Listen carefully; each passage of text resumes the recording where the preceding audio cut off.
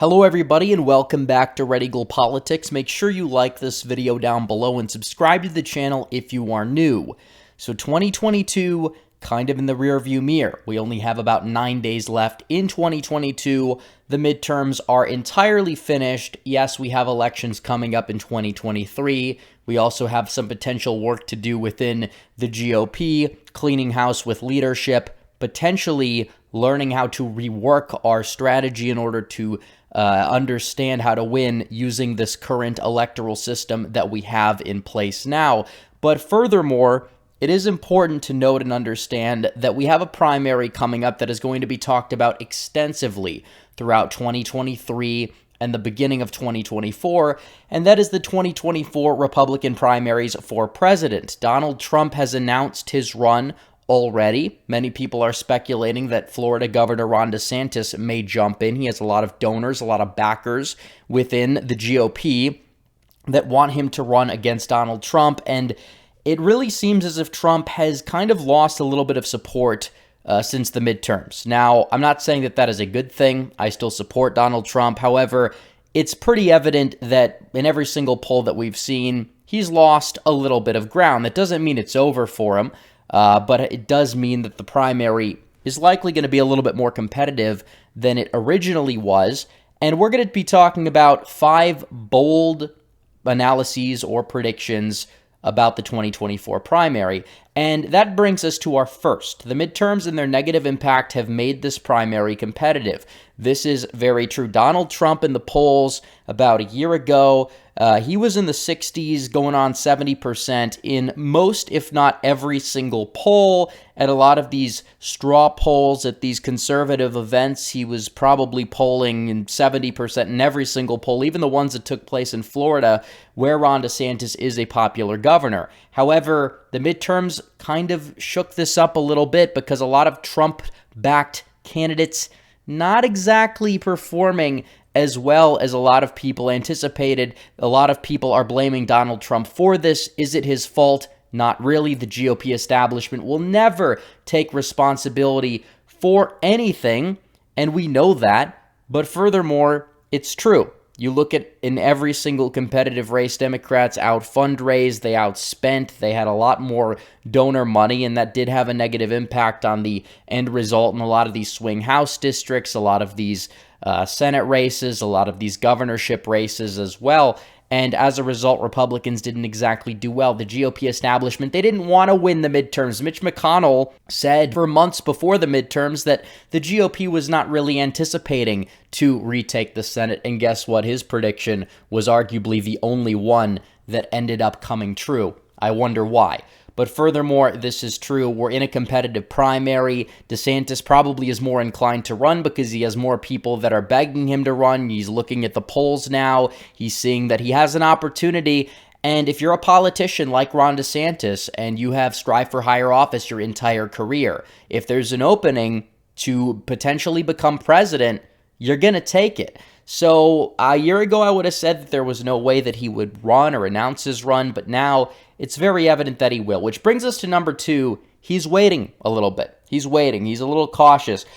He wants to remain this figure who is like this governor who is effective in the eyes of the public, and he wants to stay away from the drama, and I understand why that is, because it would be beneficial for his political career, his odds, if he's able to just stay at his post and keep racking up legislative victories over the next legislative session, which is going to be taking place this year, and it'll be concluding this summer, and he's going to try to take as many W's as possible.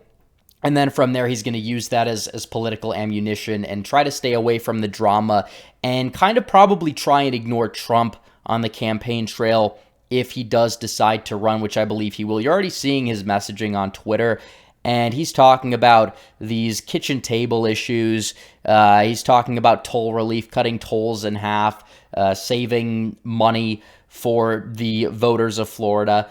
And he's going to try and use every little piece of legislation that he can sign to his advantage in a primary. We will see how well it works out for him. But as of right now, it's very evident that he's staying away from the drama. Trump is out there attacking him, and it doesn't really seem as if he's losing because of that, although you do have this divide, and a lot more people have a more negative view about Ron DeSantis right now compared to what they had maybe a few months ago because of that, because people understand that the GOP is trying to prop this guy up because they view him as a pivot vehicle or a compromise pick because he's somebody that could win a primary against Trump in their view. He's up in the polls now, but again, it's not really a guarantee that that would happen.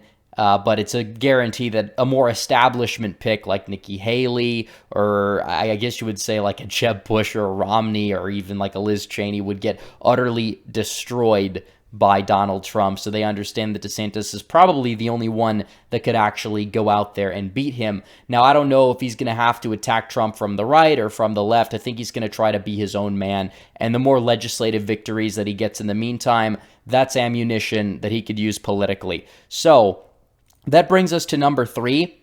Donald Trump needs to stay on message in order to unify the party and win. If DeSantis is going to be ignoring him, I think it would be beneficial for Trump to ignore DeSantis as much as possible and keep touting his policy plans, because he released this and not a lot of people are talking about it, but he released this free speech policy plan when everybody was talking about his whole NFT release that was a little bit bizarre.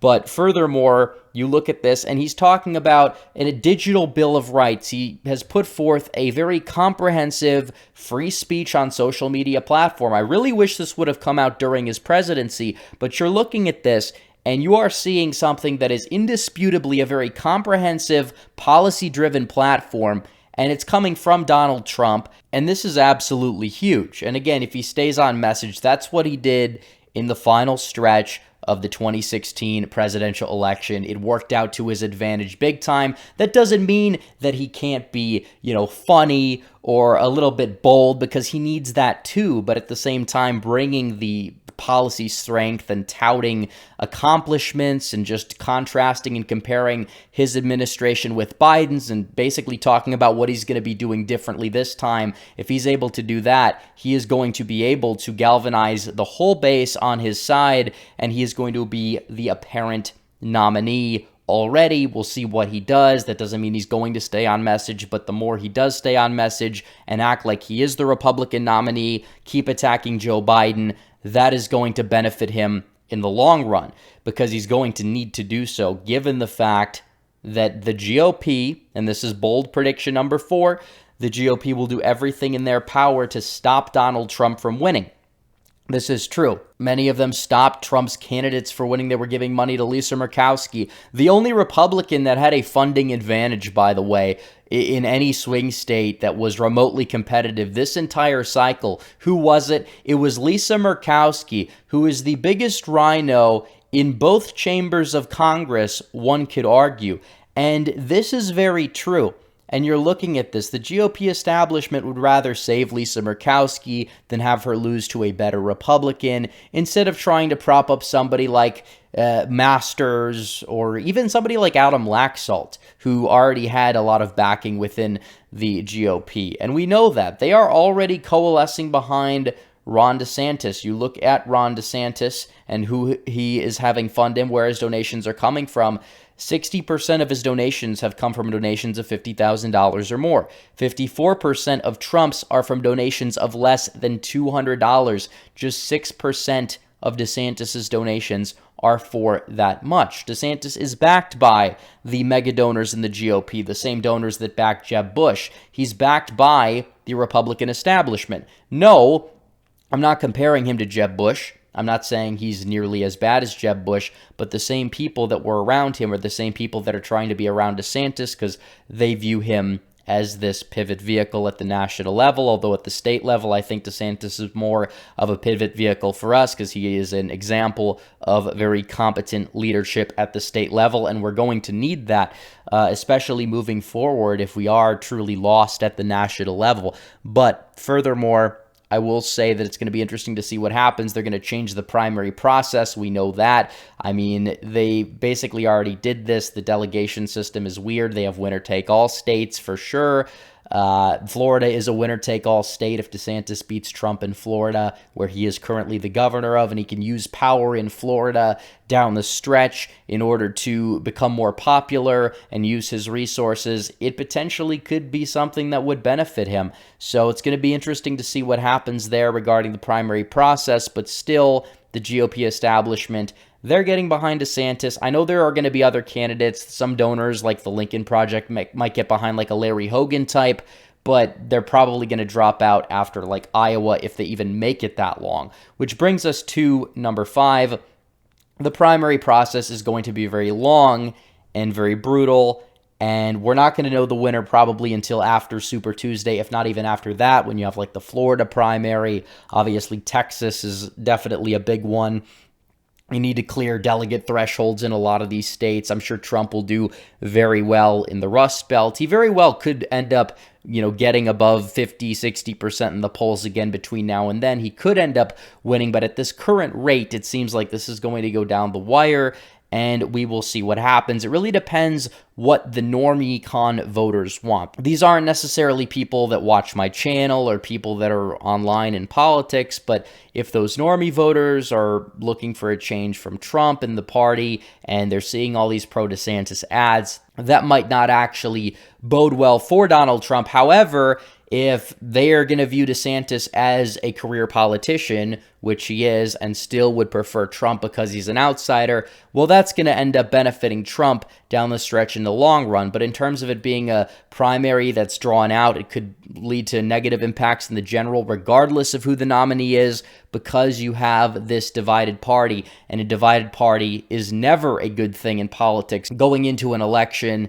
again, we saw this in 2016. Republicans won in spite of this, but you had a lot of division on the other side too. So we'll see what happens. But anyways, guys, thanks for watching this video. Like this video down below, comment down below, subscribe to the channel, hit the bell for notifications so you never miss another video. Follow me on social media. The links are all in the description down below. As always, guys, thanks for watching. Red Eagle, out.